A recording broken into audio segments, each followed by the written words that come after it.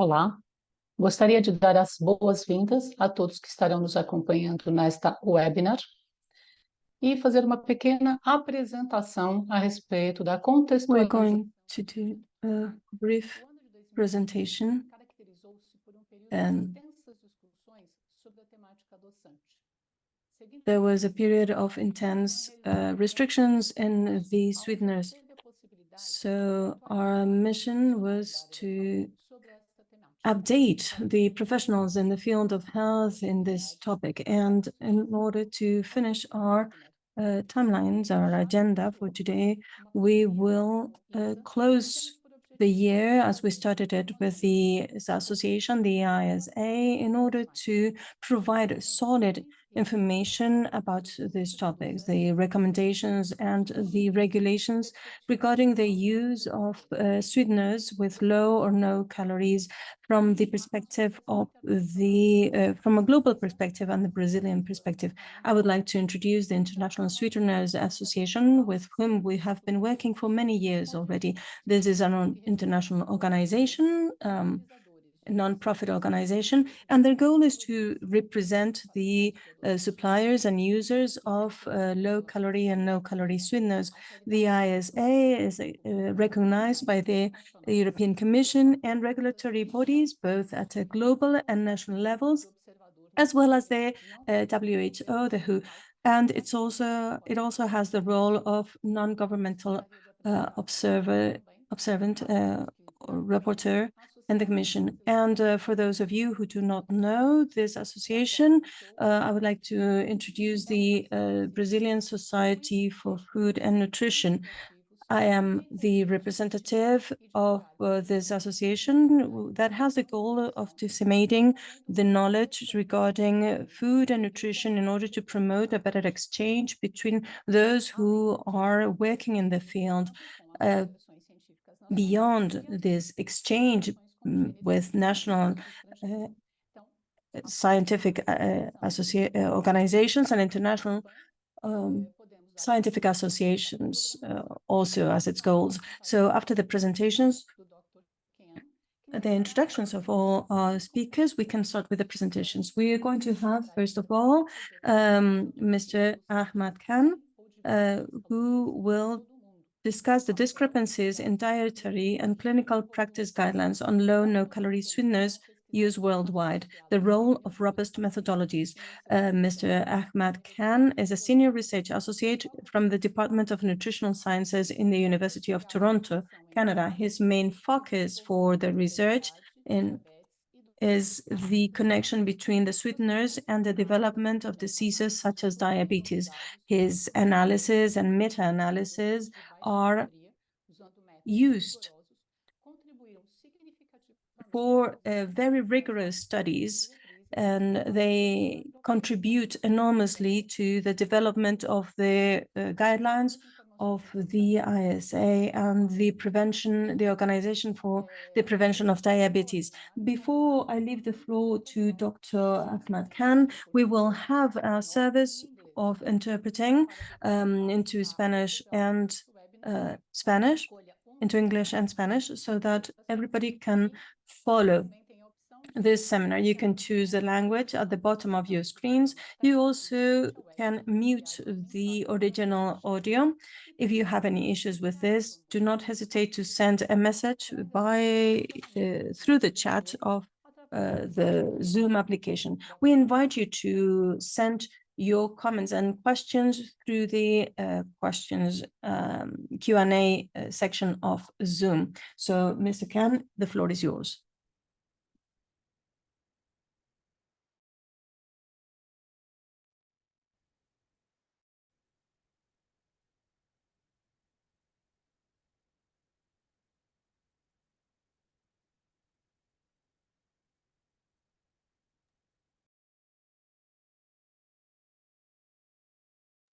Sorry, I was mute.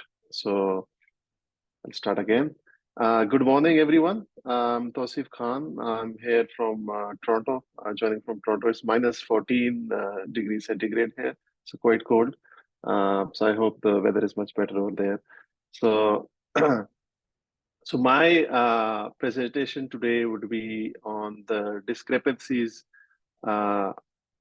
between the clinical practice guidelines and the dietary guidelines and the non-introduced sweetener use worldwide, and how robust methodologies can improve findings for us. So these are my disclosures of the past 24 months.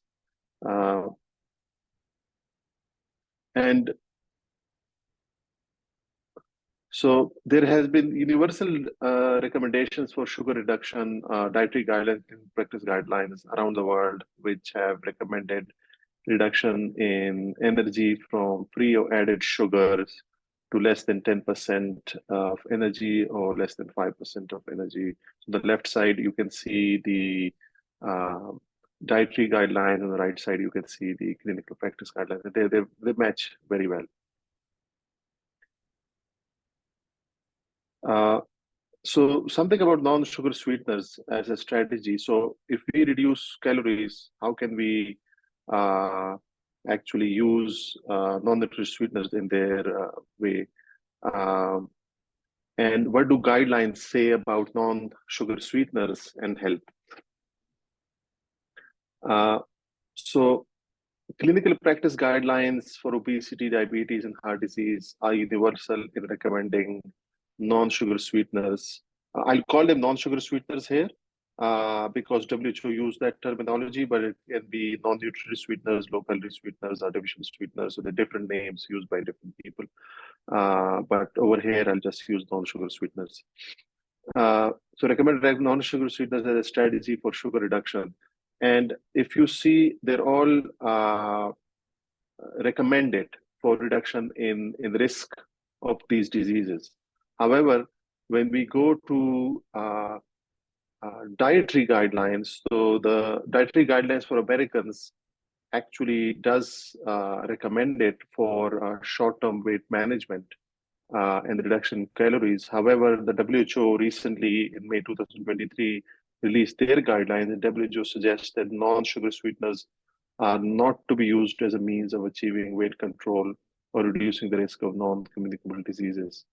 So why is this discrepancy between these recommendations? And today's my topic will be discussing why that is. So I think to start, we have to discuss where WHO actually started this process. They started the process several years ago. So they did a meta-analysis several years ago, but then they repeated it and did a much better job in April 2022 when they published their systematic review of meta-analysis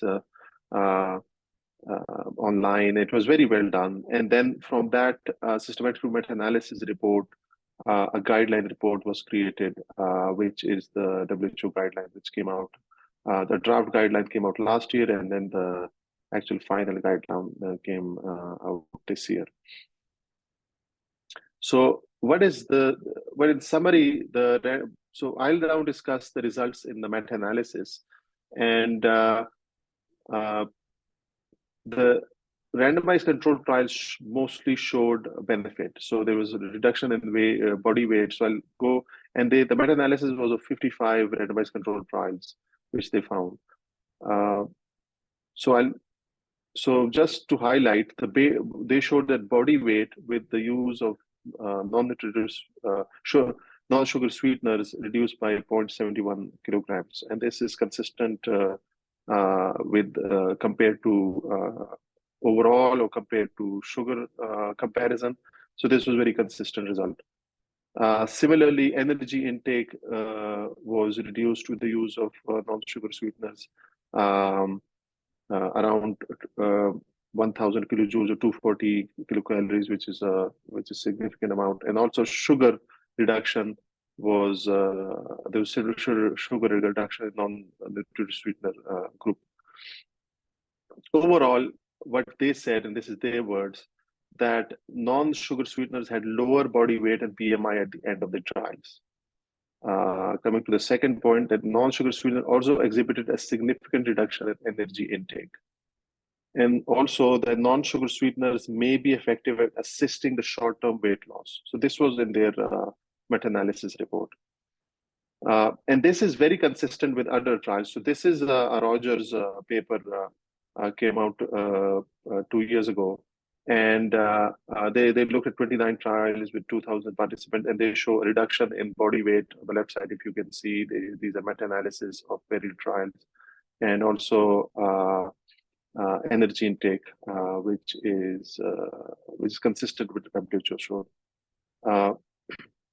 We also did systematic review and meta-analysis of beverages, sugar-sweetened beverages with non-sugar sweetened beverages and water. So this is just the result of this work done by our very bright MSc students, Nima McLean.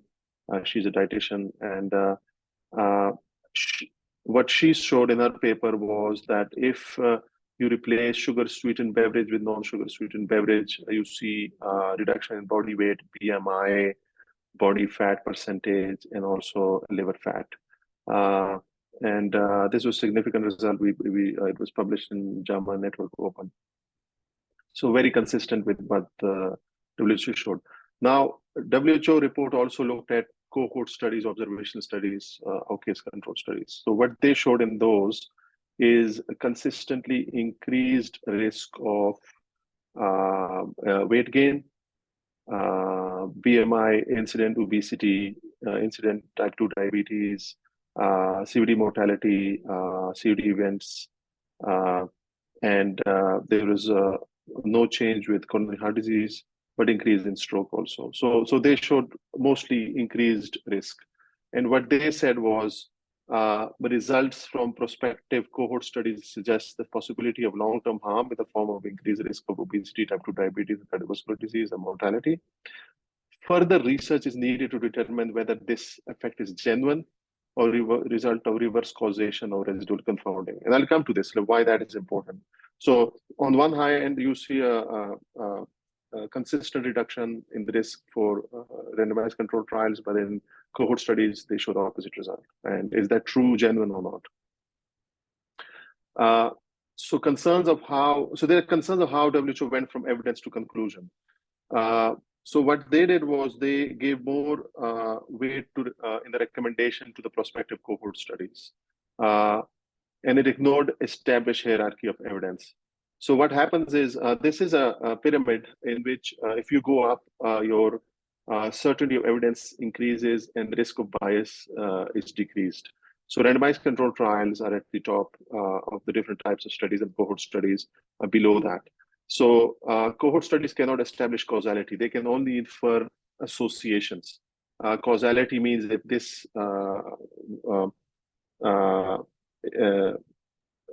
like this is causal, or this causes this. It can only be done with randomized controlled trials. And randomized controlled trials showed benefit, and cohort studies did not show benefit. So they actually ignored randomized controlled trials and looked at cohort studies for their final recommendations. And this is usually what happens when you apply the grade criteria, which is the criteria that WHO uses and all other many organizations use, which is to figure out, okay, how we have this data, how certain we are that this is actually genuine result, how certain we are in our recommendations. So randomized controlled trials should actually trump cohort studies, and you should base your recommendations on the randomized controlled trials. What WHO did was actually base the recommendations in the guideline on the cohort studies or the observational studies rather than the randomized controlled trials. And if you notice below this, the randomized controlled trials were low to moderate certainty. Like that's a certainty level that this is a true result. But in cohort studies, the certainty was even lower. So it's very strange that they went with the observational studies. So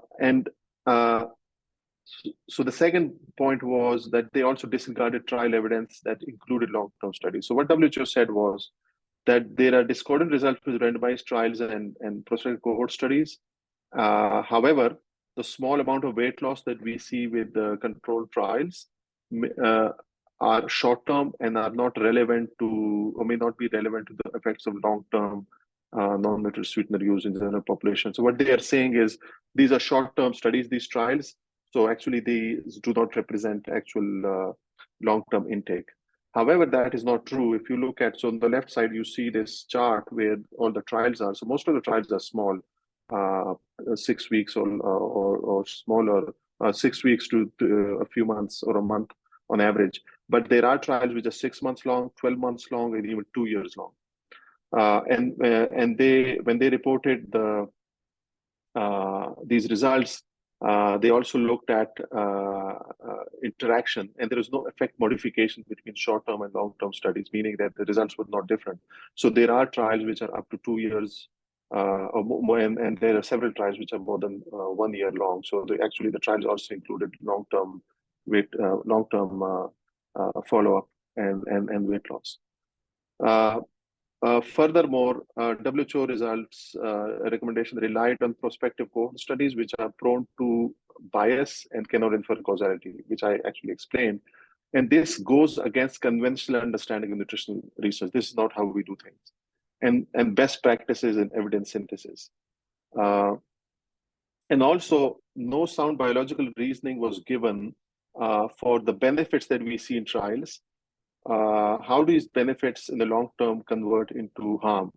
This is very puzzling, that no biological reasoning is given for this change. And even if it was given, it was from animal models and not from human studies.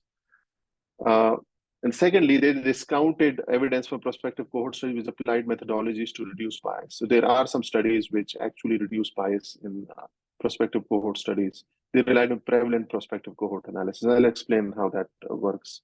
So what is prevalent analysis is, these are how normal cohort studies work. Is you have an intake, for example, let's take a non-sugar sweetened beverage, and then you measure the intake in people, and you follow up then 4 years, 10 years, 15 years, and look at the disease outcome.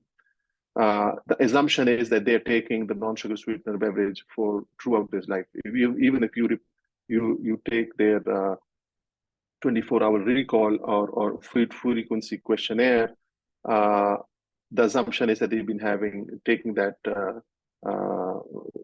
dietary intake for that's their usual intake. And we know that in this field, this can result in high risk of bias. This bias because of behavioral clustering, residual confounding, and reverse causality. I'll explain how. What happens is, in majority of cases, people who are drinking non-sugar sweetened beverages have had a history of taking sugar sweetened beverages, and they have high risk. So being at high risk of obesity, type 2 diabetes, or cardiovascular disease leads to increased non-sugar sweetener intake as a risk reduction strategy. So either the doctor tells them, or they unconsciously start taking non-sugar sweetened beverage because of the risk they have, or they're at risk of these diseases, or they want to reduce their caloric intake. And this has been well known, and many studies, including ours and many people in America and many experts in this field, have reported that prospective cohort studies on non-sugar sweetened beverages are prone to high risk of bias due to these issues, especially reverse causality. And research community and guidelines experts agree on this matter. And these are all the papers that have published on this.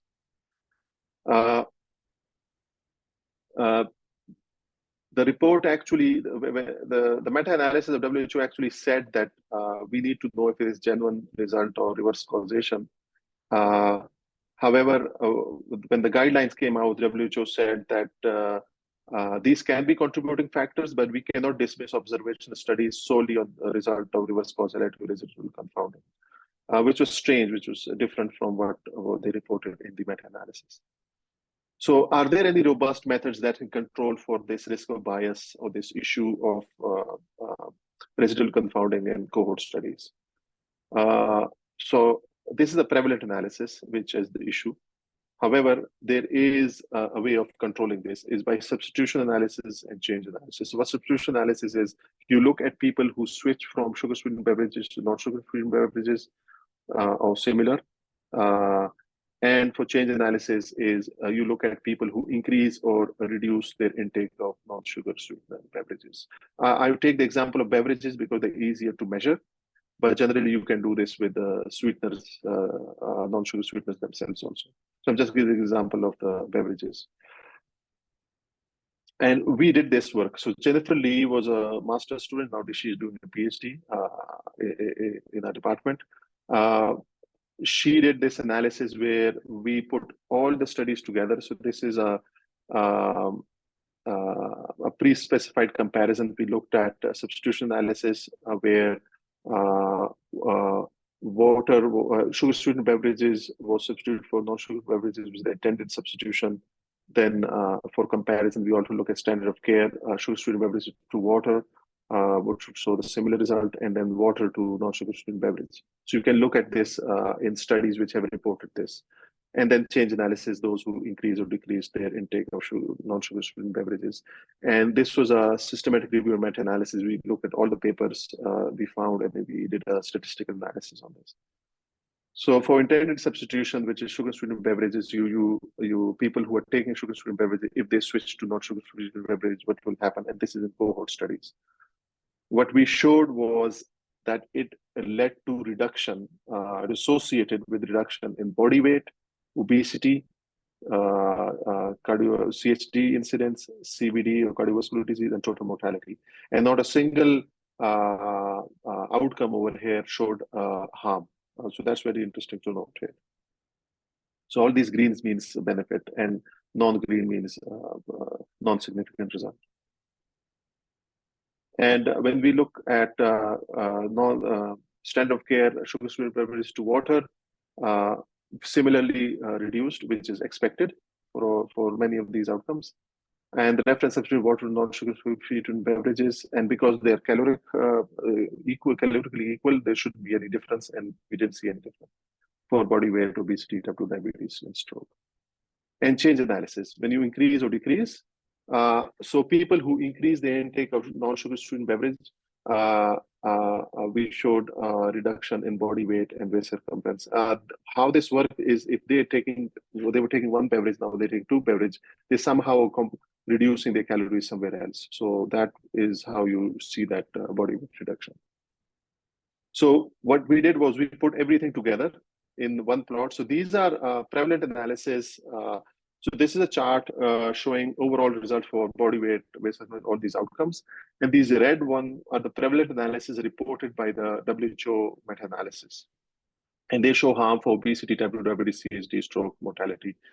But and the green ones are the ones we showed for change in substitution analysis. And you can see that you now see benefit for wherever you saw either benefit or no change for where there was risk increase before on association of risk increase.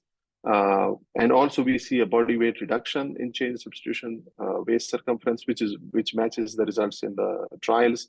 In obesity, we have a benefit, CHD, CVD, total mortality, and type 2 diabetes increased risk was changed to no change at all. So now the interesting thing is they match. So now when you use the robust methods, the cohort study results match the trial results. So is there a precedence for WHO to use this kind of evidence, this robust methodologies? Yes.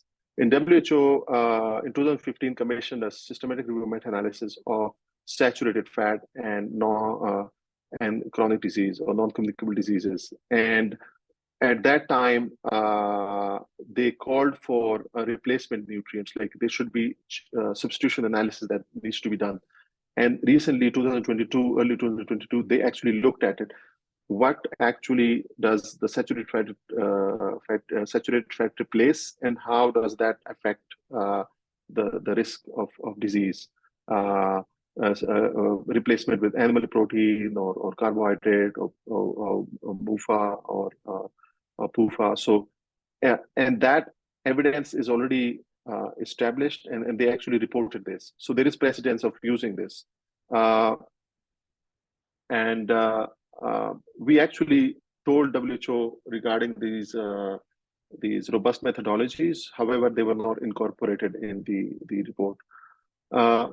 Recently, two papers, one written by us and another one written by another group in USA, said that WHO recommendation is not supported about evidence because they did not use robust methodologies. Their evidence is based upon prospective cohort studies which have a high risk of bias. And that's why they're limited in their scope and probably application. WHO has, to give them credit, reported that more robust future, there are gaps and future initiatives, and they want to improve and refine their results by using more robust exposure assessment, which is and efforts to address reverse causality, which is the same thing as saying we want to look at these new robust methodologies, which I discussed, like substitution analysis and change analysis. So in conclusion, the WHO guideline against the use of non-sugar sweeteners relies on prospective cohort studies which are prone to bias while ignoring beneficial trial results. Other dietary and clinical practice guidelines support the use of non-sugar sweeteners as a clinical and public health strategy for reducing caloric intake while achieving short and long-term weight loss benefits. Prospective cohort studies utilizing methods to reduce bias that include substitution and change analysis give consistent results with the trials and demonstrate reduction in incident obesity, CHD, and total mortality. And this consistency between trial results and analytically rigorous prospective cohort studies warrants reconsideration of WHO evidence base and the recommendation. Recently, I just say that recently the European Association of Diabetes also, a study of diabetes also gave the guideline. That's the latest guidelines which came parallel to WHO, and they actually said that we can, there is a benefit of using non-sugar sweeteners for weight loss and also reducing the risk of type 2 diabetes. So thank you, and I acknowledge all my team who worked with me on this project, but thank you again.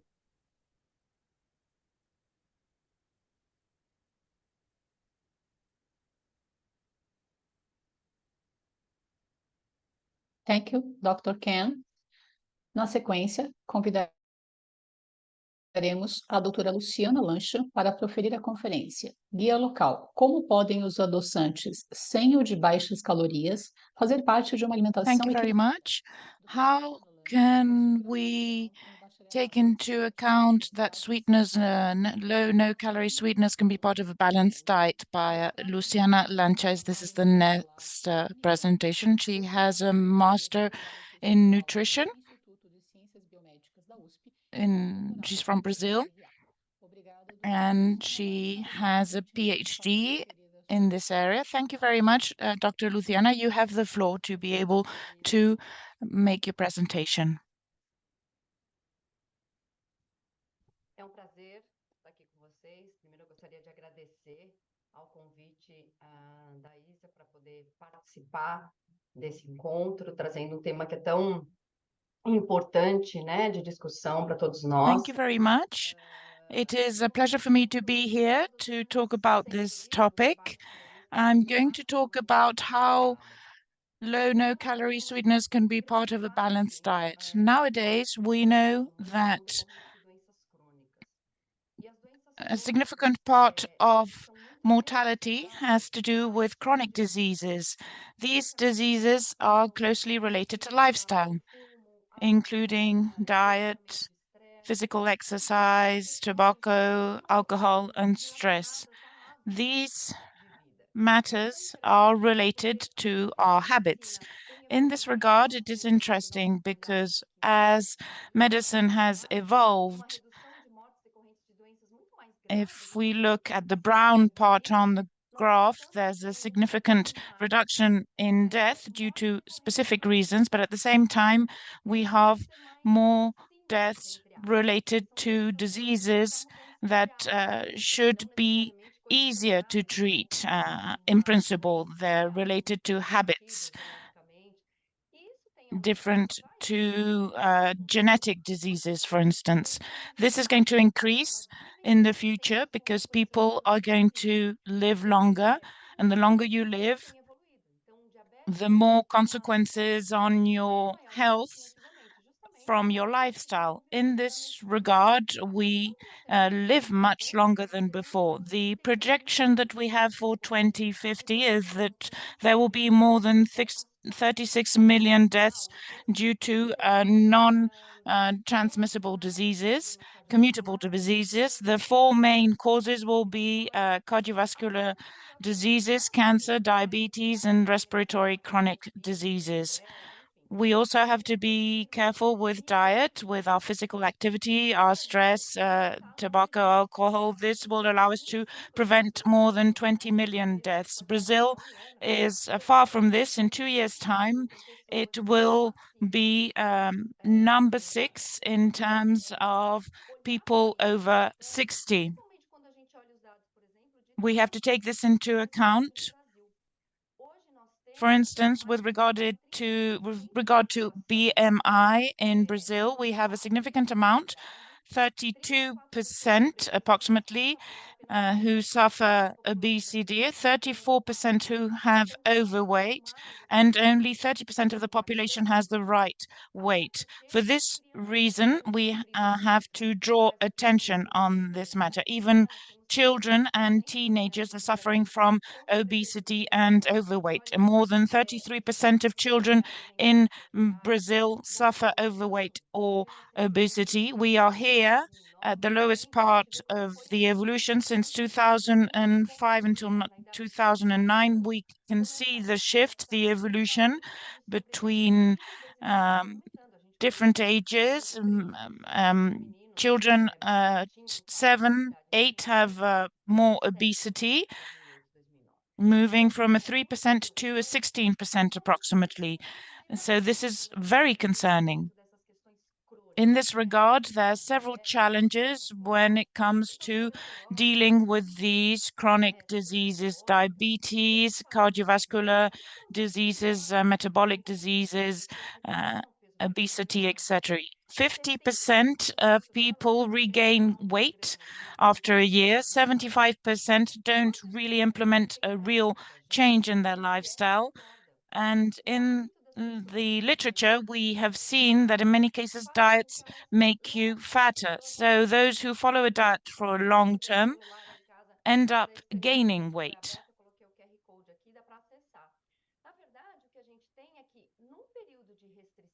We can see here on the screen that during a specific period of time, there's a lower calorie intake, weight is lost, but when this is stopped, there's a recovery of weight. This weight is recovered, and in some cases, even more. Why does this happen? We have activated some control mechanisms within our body, and when we lose weight, today we have seen an article on this matter. When you lose weight, you are hungrier most of the time. So we are hungrier and therefore we eat more. When it comes to losing weight, it is also important to take into account other factors that have an influence on our weight. It is not a simple matter. Changing our lifestyle is not enough. We have to include physical activity. We have to look at our sleep patterns, stress, etc. So this is why these situations are very difficult to tackle. When we think about the pandemic, I always remember that during that period, an article was published in the US. There was an increase by 30% of eating disorders. This occurred due to certain changes that were not directly related to our diet. Habits have to do with many things, not only what we eat, but also people put on weight during the pandemic because they couldn't do exercise due to the restrictions.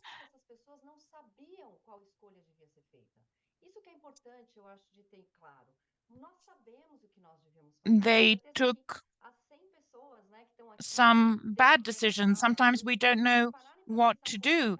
Those of us here present, if we think about our habits or something that we might want to do differently, a few years ago we might have wanted to change our habit, and our lifestyle can have an impact on our diet, and sometimes we're not capable of changing these habits. This is important. We need information, but it is not the only point to be able to change. Sometimes we need other elements. During the pandemic, for instance, there was more stress, less social networking, and in this regard, it is important to reflect on the different conditioners of our life. For instance, how we sleep. If we sleep well, we can have an intake of 500 calories. Then we also have changes in hormones. And sometimes we have to eat food with higher energy. And this is for people who sleep well, but we have people that don't sleep well. We have to think about healthy habits in a holistic way. And in this regard, we need to identify all these factors. We have a trigger, we have a routine, we have a reward. If we're sad, we might eat chocolate. If we're stressed out, we might drink alcohol because we think that all of this is going to make us feel relaxed. And if we're stressed, what we can do instead of drinking, we can go out for a walk, we can talk to a friend, have a bath, go swimming, play an instrument.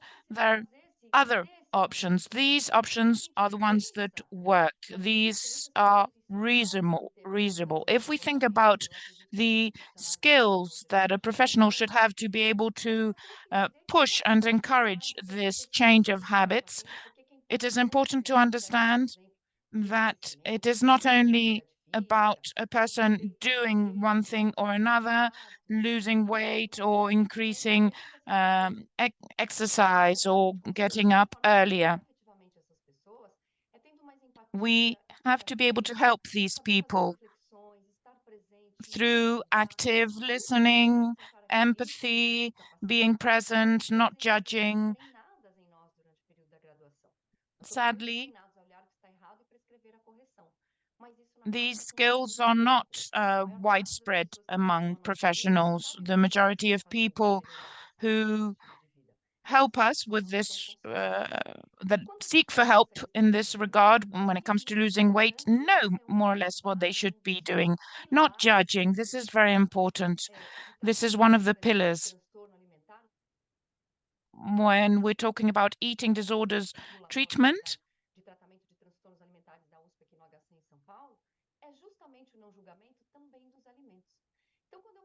It is key not to judge with regard to the diet. For instance, I'm showing this slide. What is more healthy, the beverage or the juice? Well, it depends. It depends. There are no good, bad food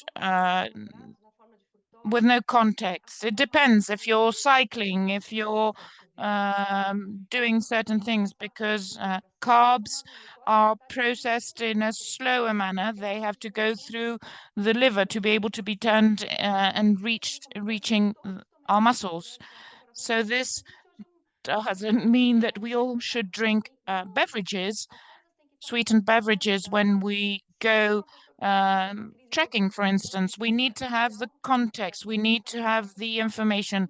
If somebody is in hypoglycemic situation, that person will need a simple carb, for instance.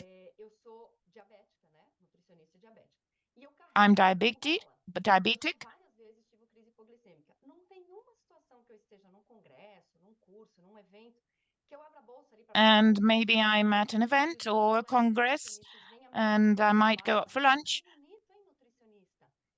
and my nutritionist colleagues might say, well, this has a lot of sugar, but I can say that sugar has saved my life many times. It is important not to judge in this regard. Sometimes we are setting a gap between the patient and a healthy diet. What is healthy, a cucumber or a biscuit? Before, I used to eat a lot of cucumber, and if this is out of context, we cannot say if this is good or bad. This is another circle that can be favored. This is very important. People who on the weekend say, okay, it's the weekend, I'm going out with my friends, I'm going to treat myself, I'm going to eat this, I'm going to drink that. And they eat junk food because if there's food that it is prohibited, you say this is not good, it is forbidden, you shouldn't eat this. Well, maybe that person will end up eating this food due to different reasons, and then that person will feel pleasure and then guilt, and then the immediate need for reward. And this means, okay, I'm not following my diet anymore, and I'm just going to continue. I'm going to finish eating these chocolates that I have here. And this is not the way in which we can help people have a healthy diet. So that they have a healthy diet, it's not about controlling, it's about enabling themselves to eat the right things. People have to enjoy certain foods. You can eat this, but in this quantity, knowing that next week I'm going to do exercise, for instance, or other things. The healthy diet or lifestyle has to include many aspects, such as physical exercise or other elements. In this regard, the use of sugar has had an influence on our health. If the consumption of sugar increases certain conditions such as metabolic syndromes, diabetes, strokes, the lack of sensitivity to insulin, certain references, articles that back this principle. For instance, this one, 2003, it shows a relationship between sugar added to food and health conditions. We can even gain weight. This is important to be taken into account. For instance, in Brazil, we are country number 4 when it comes to sugar consumption worldwide. Sometimes we think that the consumption of sugar comes from processed food. And if we think about current times, more consumption of sugar, added sugar, is not only in processed foods, because it is said that the industry disguises sugar, so to speak. But when we assess this, we saw that the majority of the sugar in food is the sugar added at home in bars and restaurants, and not in processed food. In 2018, an agreement of the Ministry of Health between different associations concluded that there had to be a reduction of sugar in food and beverage in the country. This was carried out voluntarily in 23 categories, including in 5 goods, for instance, cakes, biscuits, etc. This is not a biggest problem. The biggest problem it is at home when it comes to certain drinks and foods. Sugar substituted by sweetener, for instance. We have tea, drink with sweetener or with sugar. Comparison of calories is significant.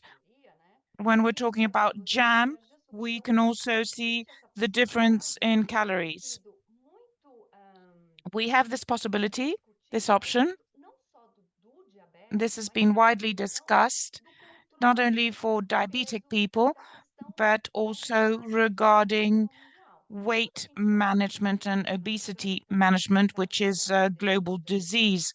When we think about the consensus of the Latin American associations that I mentioned when it came to assessing observational studies, when the low calorie, no calorie sweeteners were contributing to managing obesity, the need to establish this causality relation. If a person belongs to a group, and it's not a random selection, that person has certain features to be able to belong to that group.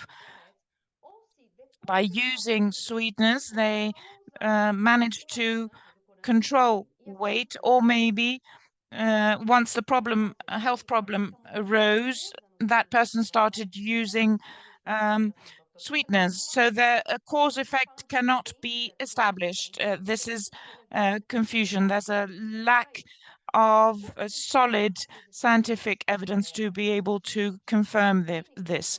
When we look at clinical trials studies that are more relevant in 2023, that was explained by Dr. Khan. It is a very important study from 2023. It talks about the substitution of sweetened beverages by low-calorie beverages with no sugar. And we can see a significant impact in terms of fat reduction, in terms of weight control.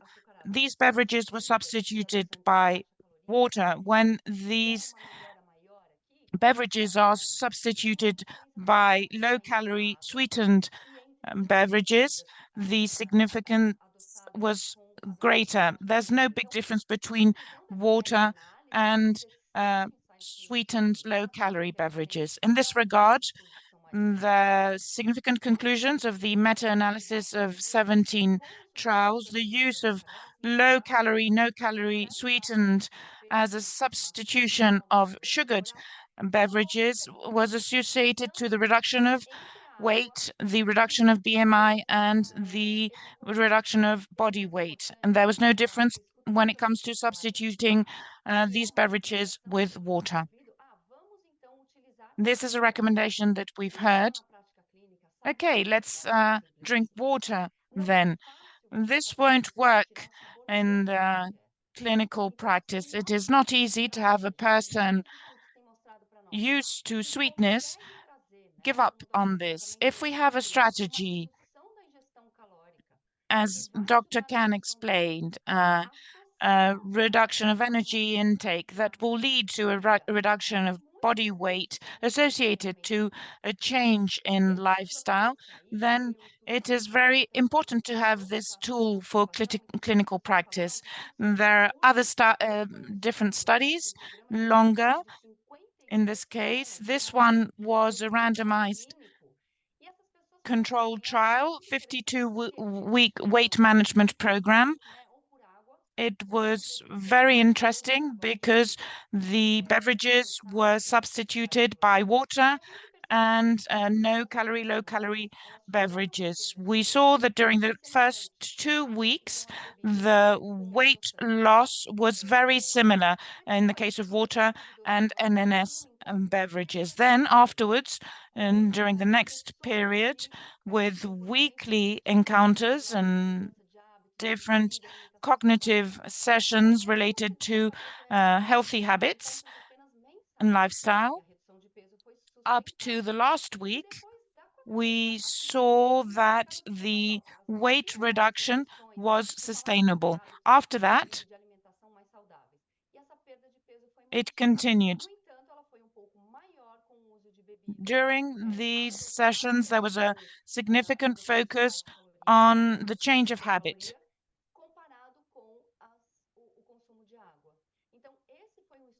Here, there's a comparison between NNS beverages and water. This study draw significant conclusions. It all depends on the context. When we talk about sweetness, when it comes to reducing energy intake, this is not magic. It has to be associated to change in habits. Conclusions. Deaths by chronic diseases exceed 80% of death causes. The changes of lifestyle and habits are essential to be able to treat these conditions better. There's no magic solution in this context, and sweetness can be a supporting tool that is very important when it comes to controlling obesity and energy intake. But it is not a magic tool. Sometimes people say there's a magic pill, you can do this, you just take this and you don't have to do exercise and then you take this pill and miracle. No, this doesn't exist. We have to educate population from the healthcare sphere so that people really understand how important it is to change our habits. Thank you very much. Muito obrigada, Luciana. Teremos aí tempo depois para a discussão. Gostaria, inclusive, de estimular as pessoas a Thank you, encaminhar Lucia. perguntas, para podermos aquecer lá depois o nosso. We will now have sequência, eu gostaria de convidar a doutora Daniela Tomei, que irá proferir a conferência. the next presentation. Afterwards, we will have the Q&A.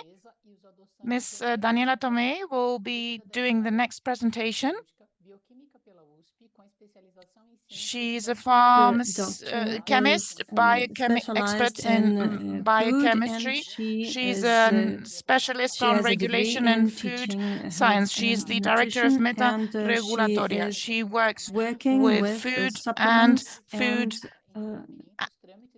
supplements. She has a strong experience in regulatory processes together with the Agriculture Ministry. Thank you very much. You have the floor, Daniela. Ms. Tomei, to Dr. Tomei. Thank you, Lisa and Sueli, for participating in this seminar. I think that you're seeing my presentation.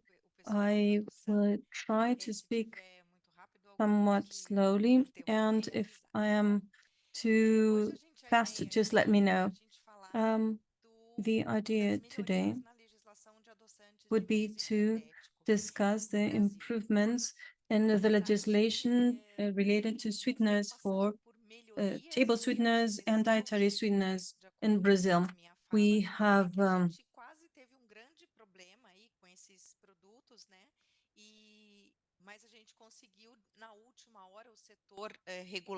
in the last minute, the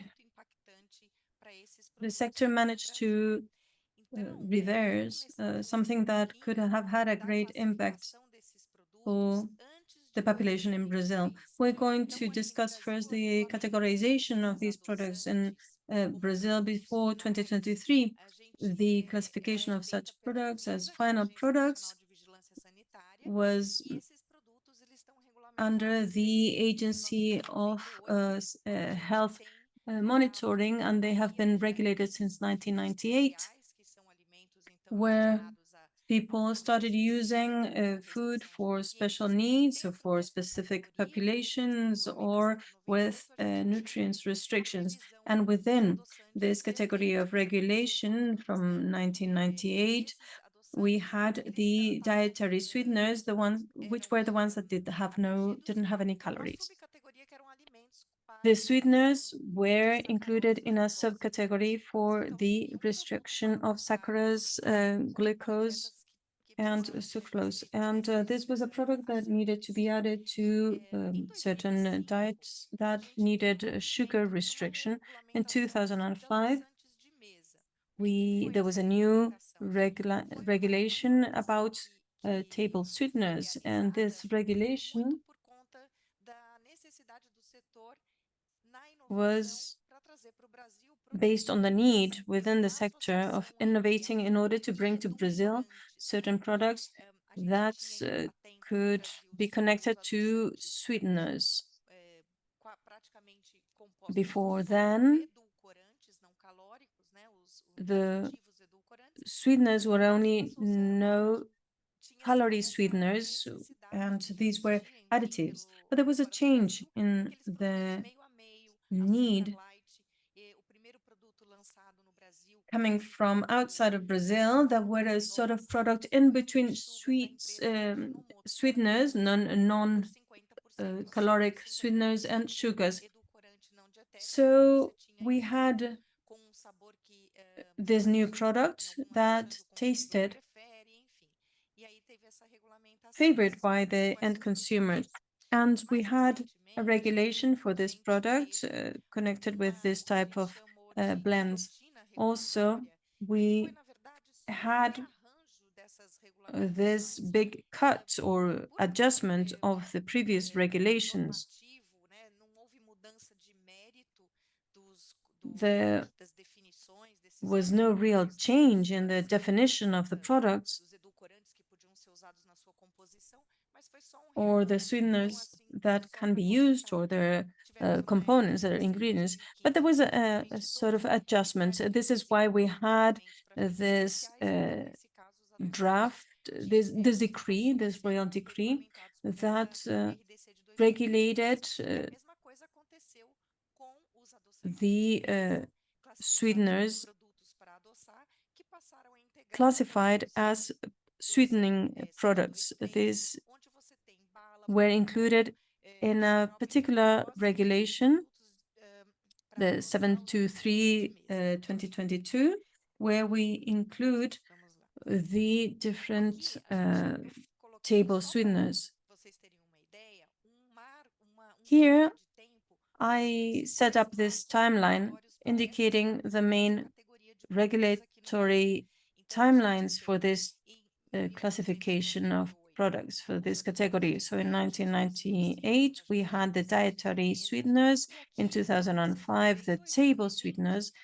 And from here, you can see that in 2020, we find something that is related to the labeling for nutritional products and the front of panel labeling, which alerts regarding certain nutrients in certain foods.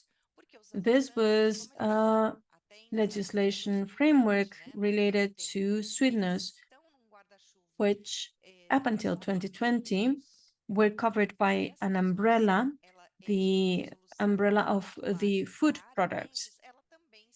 And this regulation dealt with the labeling of food products, and therefore this would include the sweeteners.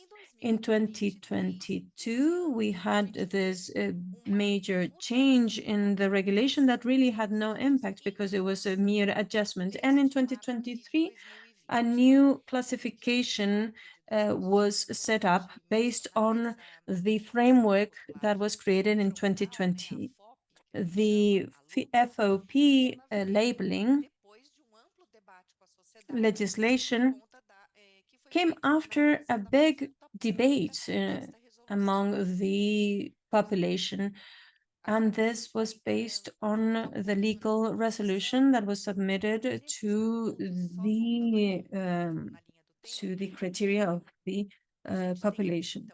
We're going back in this timeline and we're going to see the different regulatory frameworks, but we're going to discuss the composition of the said products. Despite all these regulatory changes, there has been no changes in the components of the sweeteners.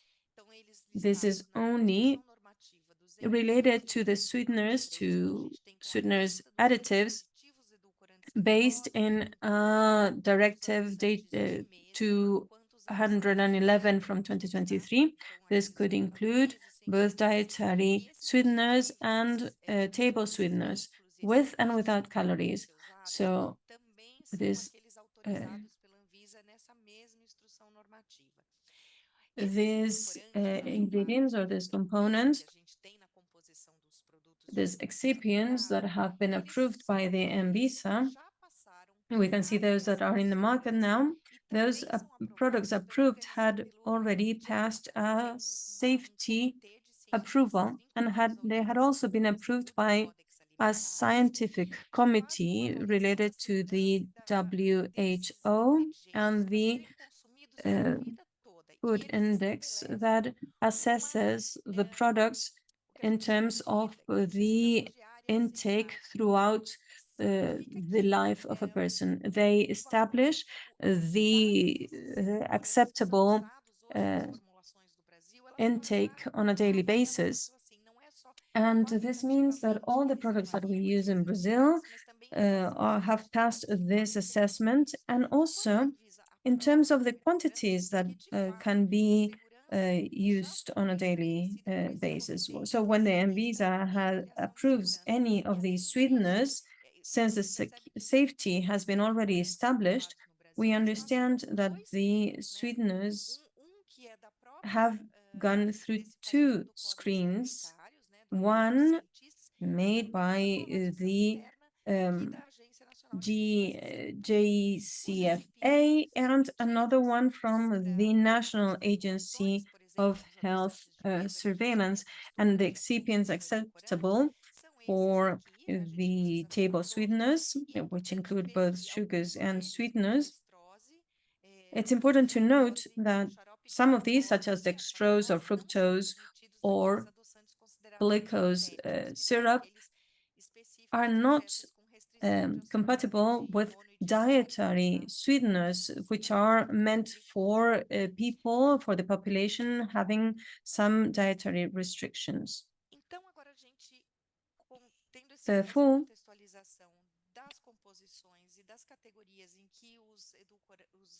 after this expliciting these classifications, this is the framework that comes from 2020. We're going to discuss what happened in the public consultation that led to the change in the labeling for food products. Before this consultation, and before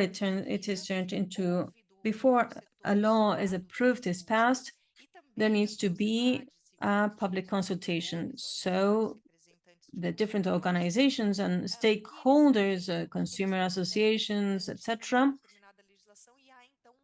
need to establish what is important for a certain legislation. So a debate is open regarding the new legislation that is being drafted.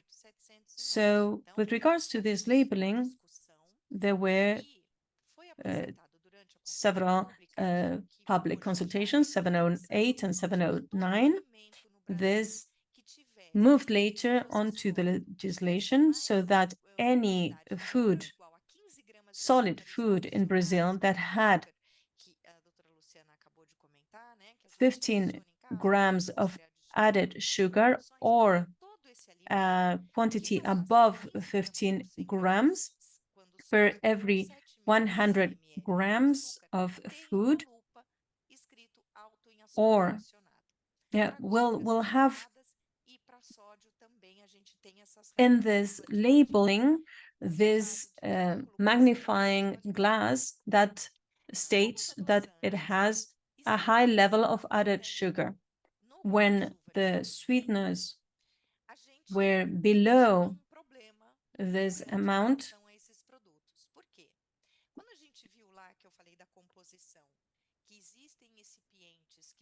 people mentioned or were worried about excipients such as maltodextrin that has a part of sugar and its composition, the ingredients included in the composition of the sweeteners are now considered added sugars. When I'm thinking about a table sweetener, and I am using, for instance, aspartame, if this has a part of lactose, this is going to be considered added sugar following the current labeling legislation when we consider the quantity of 15 grams per every 100 grams of food. So in this case, for this product, I would have a magnifying glass next to the indication of high added sugar levels. So you can see an example here. So you would have an envelope, a little sachet of only 0.7 grams of added sugar. That is a lactose vehicle. So if we make the calculation, I would have 7 grams of sugars per every 100 grams of product. That means that I would see this in the shop, in the labeling. So a person, a diabetic person who is going to buy this product will see that the product has a high added sugar level. This has a great impact in the user understanding of this product. You can imagine what a user can be thinking when they are diabetic and they're going to buy this product and they feel cheated by the company, and they ask themselves, why has nobody ever told me this? And at the end of the day, they need to pick a product. This is very important when it comes to the population with diabetes. For instance, theoretically, they would say that they would not be able to use this type of sweetener because they would think that they would be having a sugar intake, and this could be potentially risky for their health. So what happens then? After that resolution from 2020, nothing changed. There was this public consultation, and when the sector saw that this was going to happen, what we see in the presentation, people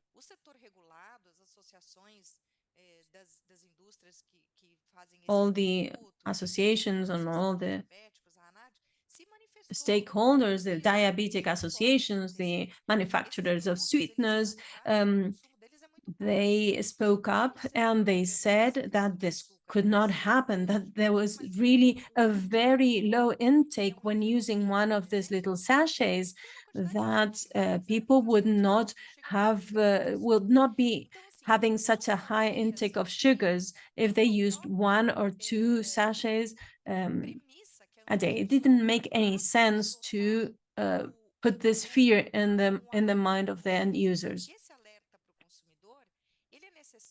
This sort of warning for the user is necessary to know that there is added sugar in a certain food product. People need to be very mindful of the intake of sugars through the food that they eat. But when it comes to this type of products, when you eat such a small quantity, that wouldn't represent a risk. During the public consultation, the truth is that we were not heard by the Anvisa. So if you see the report about the public consultations that they made, you can see the results of these debates. And the Anvisa said that it didn't make any sense to say that the consumption of these sugars coming from the sweeteners was a small amount, because they were thinking about other types of sweeteners where people would mix sugars and other types of sweeteners, where in that case, the intake of sugar would be higher. But at the end of the day, they didn't hear our claims. And beyond the report of these consultations, I would like to call your attention on the discussions related to the sweeteners. during those consultations. I will mention some of the cases that were important. One of the topics that was discussed was that at the moment you put this magnifying glass and the warning of added sugar in a food product, the people would use alternative products for sweetening their products. The manufacturers would use different sweeteners, such as fruit pulps, for instance. And there were also demonstrations from some part of the industry. They claimed that they would not use this fruit pulp instead of the white sugars.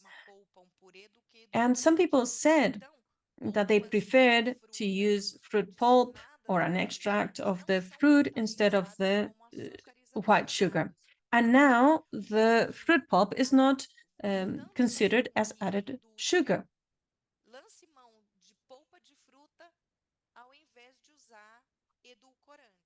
So we're trying to move the industry towards using fruit pulp instead of the sweeteners.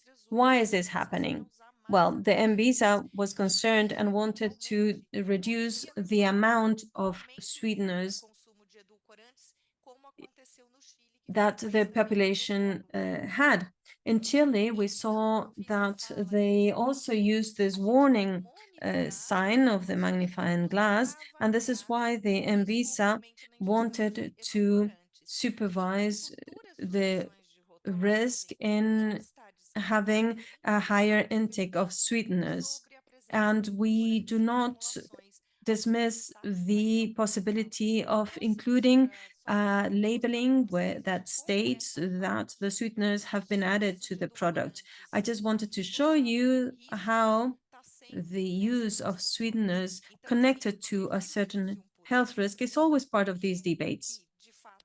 Tá dando açúcar para produto do que edulcorante, porque eu tenho It is better to use fruit pulp than sweetener because people fear a higher consumption of these products. And in different monitoring studies on the use of sweeteners, this consumption, for instance, in Brazil, does not go beyond 20% of the acceptable daily intake.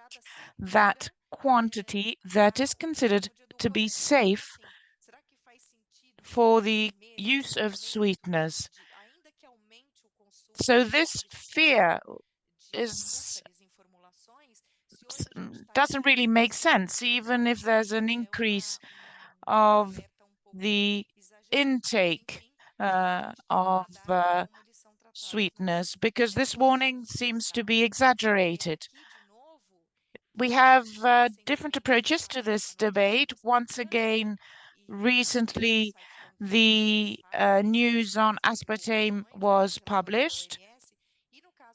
There's a dissemination of the WHO reports, and once again, Anvisa is reinforcing the safety of aspartame, and you can see it here, the Committee of Specialists of the JESFA stating that the use of aspartame was safe, as the ADI didn't need to be changed. Within this context, there are different debates with regard to alternatives to be able to improve the regulation in terms of sweeteners. If the sweetener is added to be able to provide sweetness, then this can lead to a warning, and this warning can be led to a strategy with regard to consumer defense. With regard to the public consultation, the Anvisa did not accept these results. The regulation was passed. The obligation of having tabletop dietetic sweeteners having the magnifying glass whenever the requirements were met with the excipients, saccharose levels, etc. This led to a lack of conformity, and just to end, I would like to mention that different associations did not agree with this. In 2020, there was a statement issued by the associations. There was time until October that year to be able to adapt the labels. The industry of sweeteners did not want to change labeling. The magnifying glass was not something to be included. They didn't want to do so. With this, certain meetings were held. An association was created, a work group. The regulatory meter also participated at this work, and we prepared a document, a solid document, to show that this was going to have a large impact on the consumer, and that the INVISA had to review its food regulation. They had to review it and change these requirements. There was also participation from different stakeholders. The INVISA received different arguments. The Council of INVISA was requested to change these labeling principles. There were different statements made when the discussion was opened. There was different communication mistakes. There was a confusion, an impact on consumer trust, and sweeteners already have their own specific rules.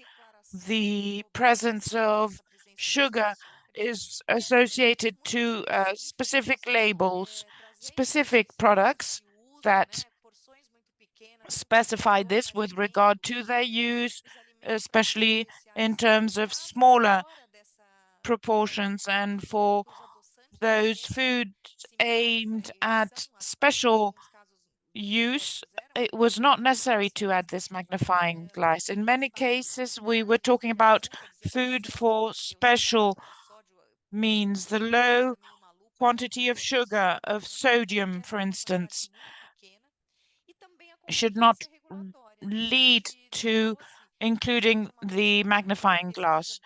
We carried out a research on the regulation on sweeteners in different countries.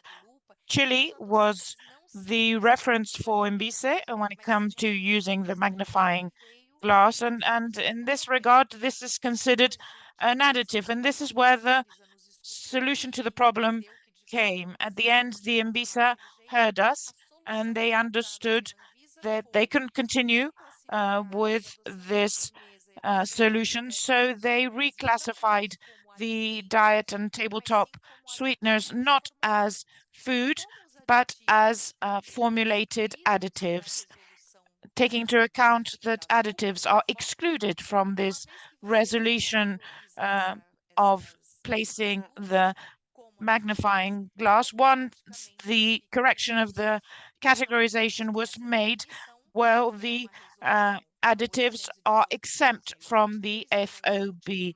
This is the resolution 818/2023 set forth for these products.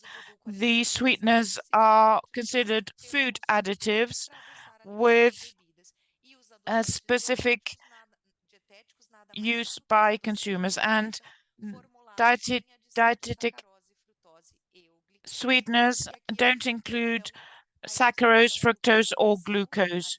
And this is a demonstration of what occurred. We have a timeline, we have the FOB framework, and the dietetic sweeteners were included within the additives category.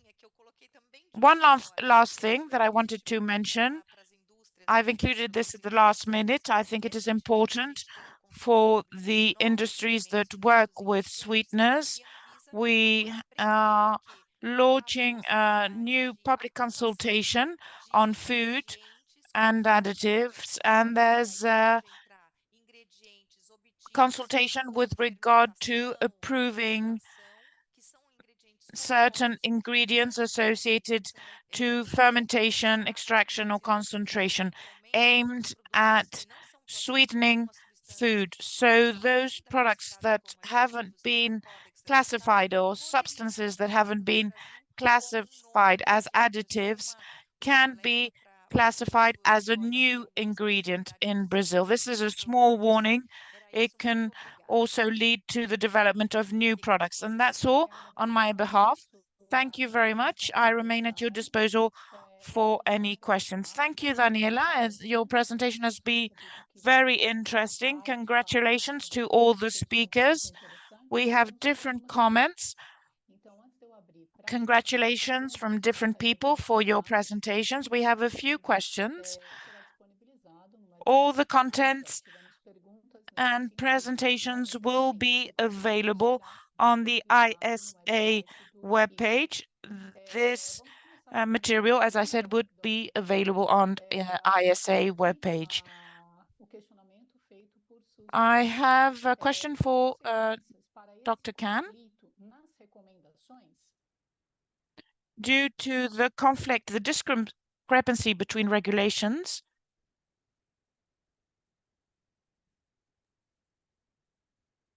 what are the consequences of this discrepancy? Thank you for the question.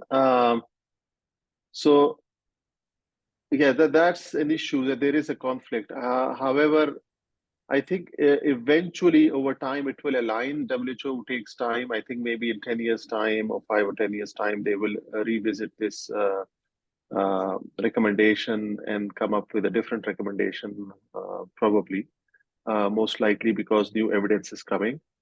However, I must add here that many recommendations come, but I think when you apply grade criteria, there's something that is very important. That you have to look at values and preferences, which is you have to ensure that whatever recommendation you make is patient-centric. So, for example, a lot of studies have shown that people take low-calorie sweeteners for weight loss or for weight maintenance. That's the major reason they take it. And when you make a recommendation, that has to be taken into account. However, those values and preferences were not taken into account, recommendations based just on the cohort studies. So that is why I think many other recommendations look at values and preferences also. So they come up with a different recommendations. So this is an issue. However, the major countries, for example, UK, have decided not to change their low-calorie sweetener recommendation. The US has not changed their low-calorie sweetener recommendation. So WHO has. So this has a conflict in some countries also. So let us see how this goes. I think in the end, it is, and one more point I think I need to add here is the WHO recommendation is a conditional recommendation. So conditional means that it is the stakeholders themselves have to decide how to implement this. So as stakeholders, I think policymakers in each country have to decide, okay, this is WHO recommendations, but how does it apply to our population? And what are our own circumstances? So I think that is very important. So even if that recommendation is has a blanket statement, it is still conditional. It's not a strong recommendation. Thank you.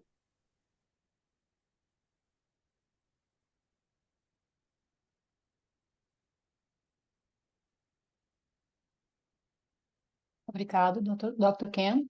Nós temos uma pergunta agora, Cíntia Silva, ela é para todos os painelistas. Gostaria de saber se a opinião de todos sobre o uso da frutose como substituto da sacarose, pois nos Estados Unidos há problema de saúde With pública. regard to the use of fructose as a substitute of saccharose, there's a public health problem in the US, and a lot of people mix the use of fructose and the use of fruit pulp with the use of other elements. We will be answering these questions.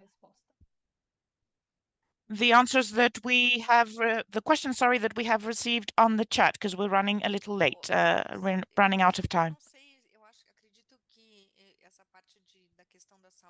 Well, I think that regarding the public health problem, I'm going to leave this in the hands of my colleagues. I don't really know if I understood this very well, the question.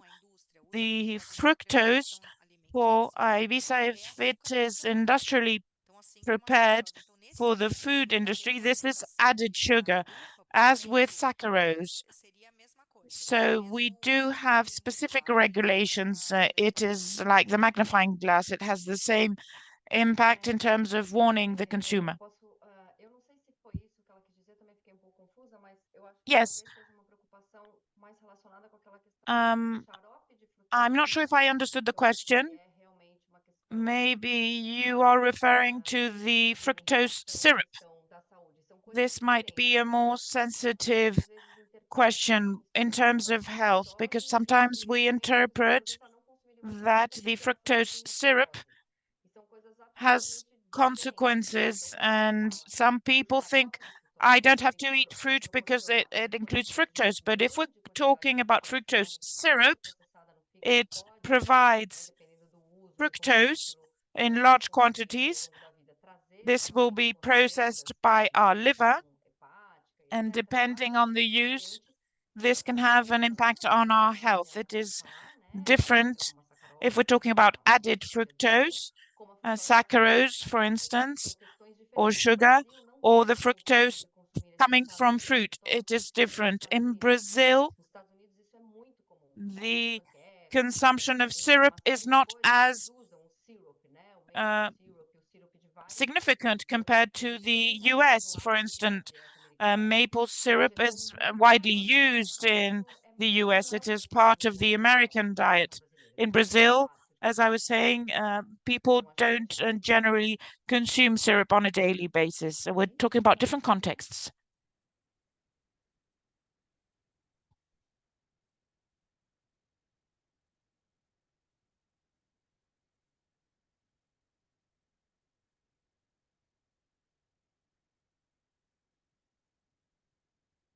Yes, Dr. Khan, maybe you want to add something? I didn't understand the question very well. Can you repeat it? I think the translation was a bit difficult to follow.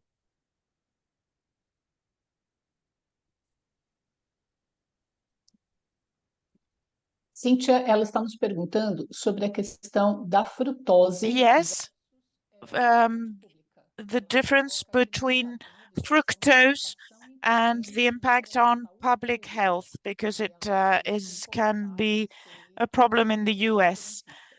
So it is a specific question in the chat on fructose, on the consumption use of fructose, using fructose as a substitute of saccharose. Okay, so fructose has a lower glycemic index.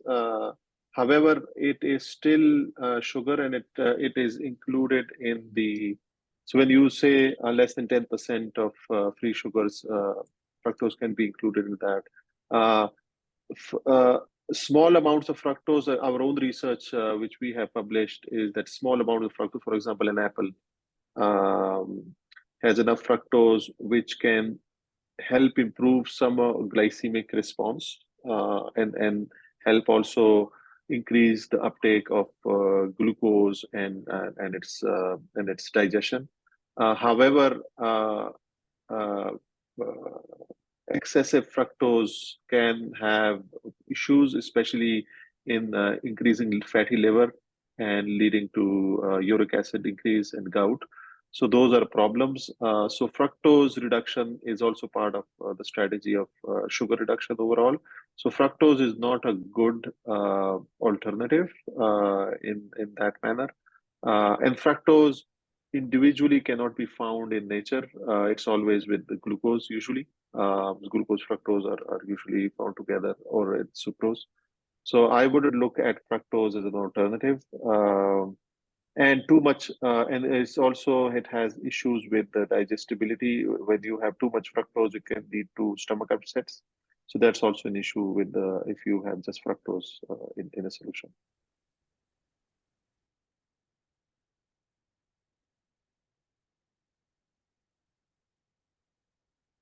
Nós tivemos aqui uma interação da Cíntia Silva e ela trouxe exatamente o que a doutora Luciana Lancha, na verdade, já nos Yes, esclareceu, que era sobre o xarope mesmo. this is what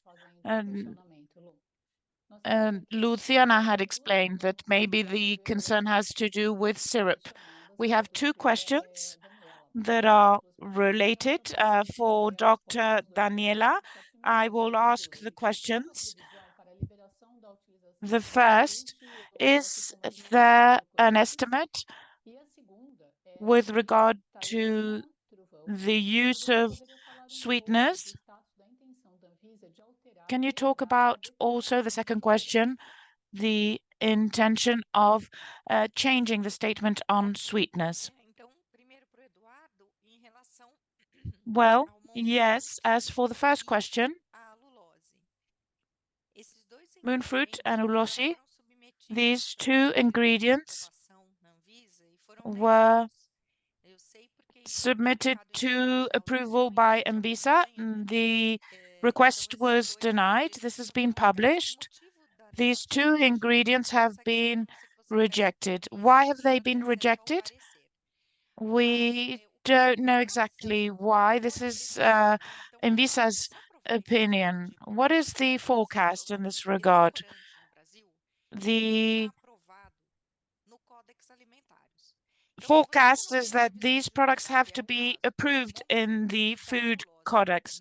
We don't have a forecast with regard to monk fruit, and as an additive sweetener, it cannot be approved. A regulation exists that states in Brazil it can only be approved if it is an ingredient that has a specification that has been approved by the Codex and the FRICFA.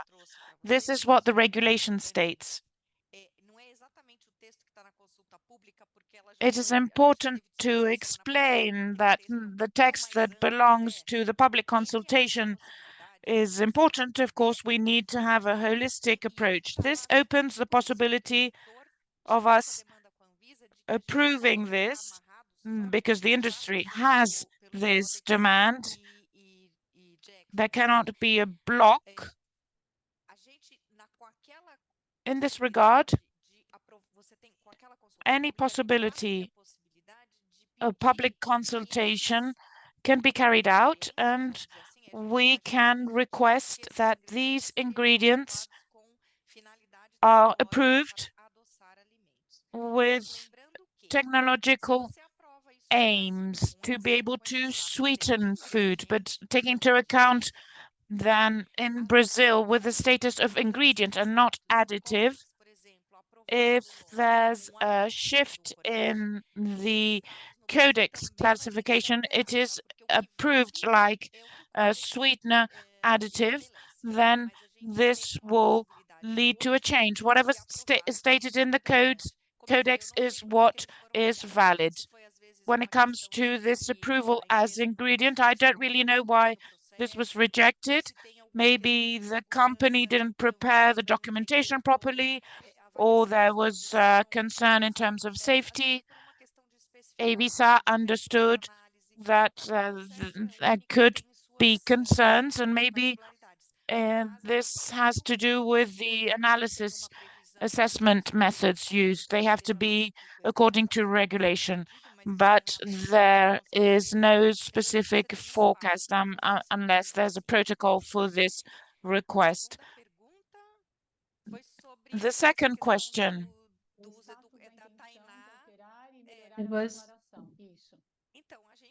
It was about improving the declaration.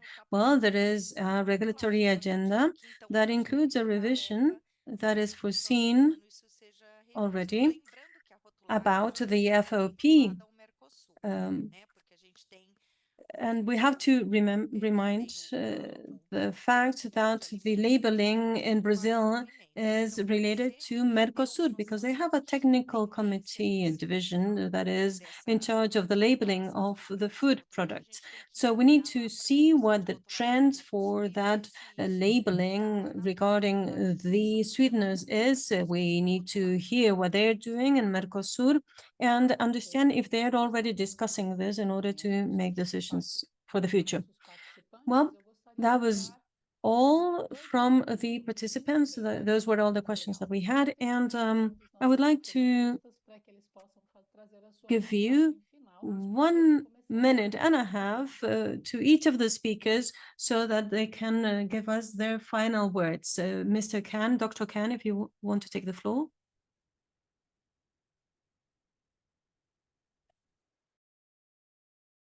Okay, I'll unmute. I think thank you for inviting me. It was a pleasure being here. Just want to add that the recommendations are for sweeteners are mostly consistent. The evidence from trials and robust methodologies. Trials show benefit. So sweeteners are not a magic bullet, just as Luciana said. It works through caloric reduction. So when you take sugar, when you replace that sugar, you have a caloric deficit. That caloric deficit leads to weight loss. That weight loss is then translated into reduction in chronic disease outcomes. So it's not a magic bullet. It's just a way of replacing calories.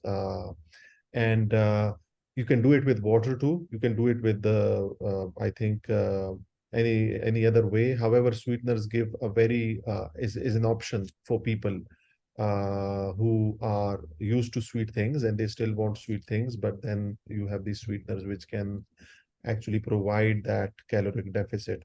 So I would say that in the end, finally, that clinical trials have shown that there is a benefit for weight reduction and calorie reduction and associated risk factors. And when we use robust methodologies for cohort studies, we see a similar reduction in risk. So I think that has to be borne in mind. These the various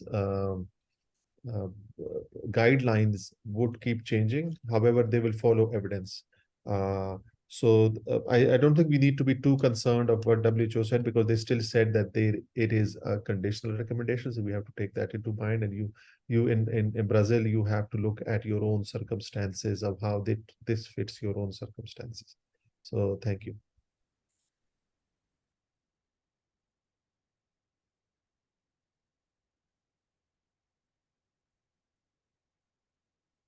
Obrigado, Dr. Ken. Luciana? Bom, primeiro, queria Thank you, agradecer Dr. Khan. com esses First of all, I would like to thank you for giving me the opportunity of sharing this panel with such oportunidade quando a gente consegue trazer pouco de si, important experts. And thank you also for the opportunity for allowing me to speak about science and put some light on a topic where we see there's a lot of information that sometimes is too simplistic and it's poorly informed, and this leads to a lot of concerns among the population, even some despair. And our role as researchers is to put scientific knowledge on the table in order to clarify all these topics that can be very hot topics.